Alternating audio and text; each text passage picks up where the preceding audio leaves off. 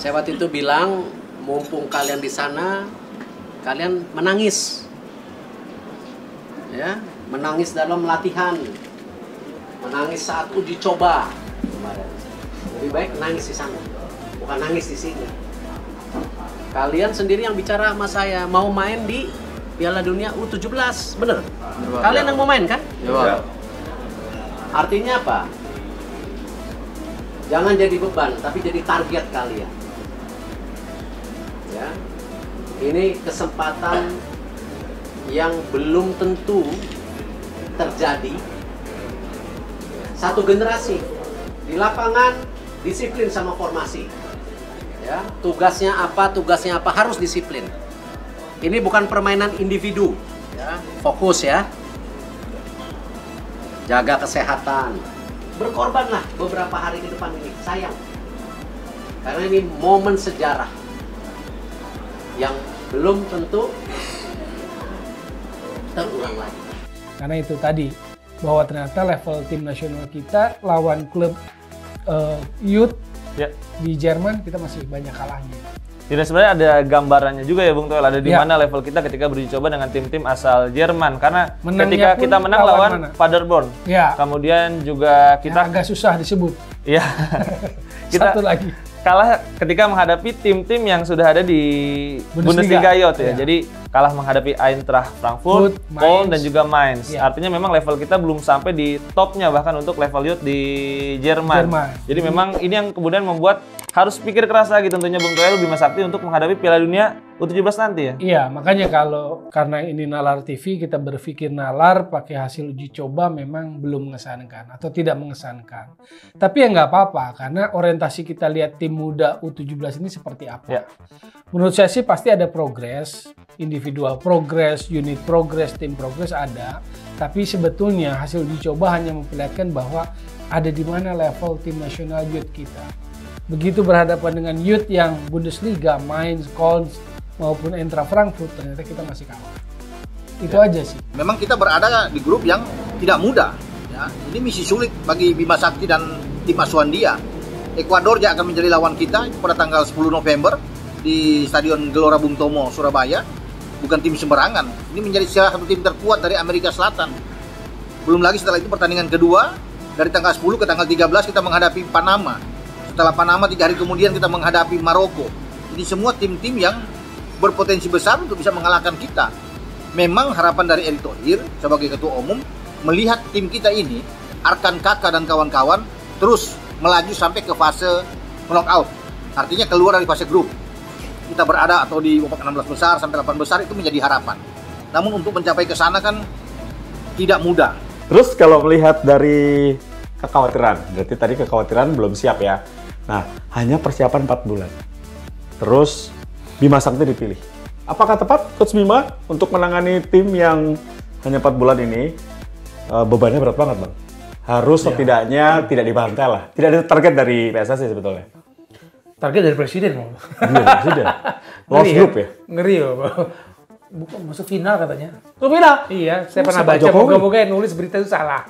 Kalau presiden Pak Jokowi minta masuk final, saya pikir masuk final itu kan bukan seperti kita bidding jadi tuan rumah atau dapat hadiah jadi tuan rumah gitu. Tapi pembisiknya salah mungkin Pak Jokowi. Berat juga kalau juara. Antara pembisik salah atau yang memberitakan salah gitu ya. Oh iya. Moga-moga ini salah karena untuk masuk final, saya membayangkan Coach Bima membawa tim ini dalam waktu singkat untuk lolos fase grup aja bagi saya itu berat sekali. Berat banget.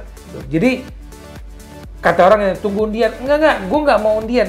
Kalau kita mengikuti kompetisi, fokusnya pada undian, nggak usah ikut kompetisi dah. Iya, betul. Harusnya lawan siapa aja berani. Gitu. Lawan siapa? Udah mau ikut kompetisi nih, mau berani main Piala Dunia, terus berharap undian dia teratur, ya nggak usah ikut kompetisi lah. Oke. Piala Dunia U17 2023 semakin mendekat, dan Timnas Indonesia U17 sedang berusaha keras untuk memperbaiki kelemahan mereka. Muhammad Iqbal Gwijangge, salah satu pemain kunci Timnas Indonesia U17, mengungkapkan bahwa para pelatih terus berupaya meningkatkan performa tim dengan berbagai latihan khusus. Pada bulan September hingga Oktober tahun 2023, Timnas Indonesia U17 menjalani pemusatan latihan TC di Jerman. Saat ini, mereka telah kembali ke tanah air untuk menggelar TC tambahan di Indonesia. Ini adalah langkah penting dalam persiapan menuju turnamen yang akan berlangsung dari tanggal 10 November hingga tanggal 2 Desember tahun 2023. Bima Sakti Tukiman, pelatih Timnas Indonesia U17, telah intensif memoles timnya. Ia fokus pada aspek-aspek seperti latihan taktikal, menciptakan peluang di daerah pertahanan lawan, serta meningkatkan permainan dari lini tengah ke lini depan, aspek-aspek yang dianggap sebagai kelemahan tim selama TC di Jerman. Hari ini kita latihan taktikal, final third, kemudian positional, attacking dari tengah ke depan, karena itu kekurangan kita selama di Jerman, kata Iqbal dikutip dari laman PSSI. Iqbal juga menambahkan bahwa para pemain sangat menikmati variasi latihan yang diberikan oleh tim pelatih. Pemain berusia 17 tahun itu, yang sebelumnya menjadi kapten Timnas Indonesia U16 dalam Piala AFF U16 2022, merasa optimis bahwa timnya telah menunjukkan peningkatan yang signifikan selama TC tambahan ini. Ia berharap bahwa perkembangan ini akan terus berlanjut hingga turnamen dimulai. Iqbal menekankan pentingnya memanfaatkan waktu yang tersisa sebelum Piala Dunia U17 dimulai. Ia yakin bahwa kerja keras dan persiapan yang matang akan membawa hasil positif di turnamen tersebut. Timnas Indonesia U17 akan berkompetisi di grup A Piala Dunia U17 2023 dan akan menghadapi Timnas Ekuador U17, Timnas Panama U17, serta Timnas Maroko U17 di fase grup. Sekadar diketahui, ada 3 pemain Timnas Indonesia U17 yang mencuri perhatian jelang Piala Dunia U17 2023 pada tanggal 10 November hingga tanggal 2 Desember tahun 2023. Sebanyak 3 pemain yang dimaksud adalah Welber Jardim, Amar Brik dan Chow Yun Damanik. Ketiga pemain ini berstatus pemain keturunan yang tampil impresif selama Timnas Indonesia U17 menjalani pemusatan latihan di Jerman. Secara usia, ketiga pemain ini memang masih sangat muda yakni 16 tahun.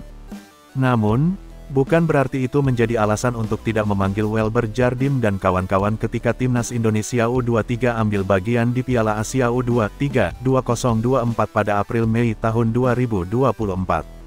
Sekadar diketahui, ada banyak pemain muda yang masih berusia belasan tahun sudah menembus skuad senior.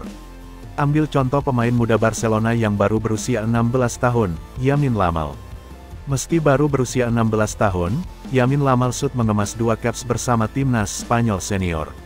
Sekarang tugas Welber Jardim, Amar Brik dan Chow Yun Damanik tampil impresif bersama Timnas Indonesia U17 di Piala Dunia U17 2023. Jika tampil brilian di ajang ini, Shin Tae-yong hampir pasti menyertakan mereka ke skuad Timnas Indonesia U23, bahkan senior. Jangan lupakan juga fakta bahwa Shin Tae-yong gemar mengandalkan pemain muda. Ketika Timnas Indonesia ambil bagian di Piala AFF 2020, rataan usia skuad Timnas Indonesia hanya 23.8 tahun. Selain itu, Shin Tae-yong juga pernah menyertakan pemain berusia 16 tahun, Sultan Zaki, ke Timnas Indonesia U20 saat mengarungi Piala Asia U20 2023. Satu hal yang pasti, Shin Tae-yong membutuhkan pemain-pemain terbaik yang dimiliki Indonesia untuk mendapatkan hasil maksimal di Piala Asia U23 2024. Sebab, Shin Tae-yong ditargetkan membawa PSSI lolos ke Olimpiade Paris 2024. Status itu bisa didapat jika Timnas Indonesia U23 lolos ke Piala Asia U23 2024. Jadi, sanggup bawa Timnas Indonesia U23 berjaya di Piala Asia U23 2024.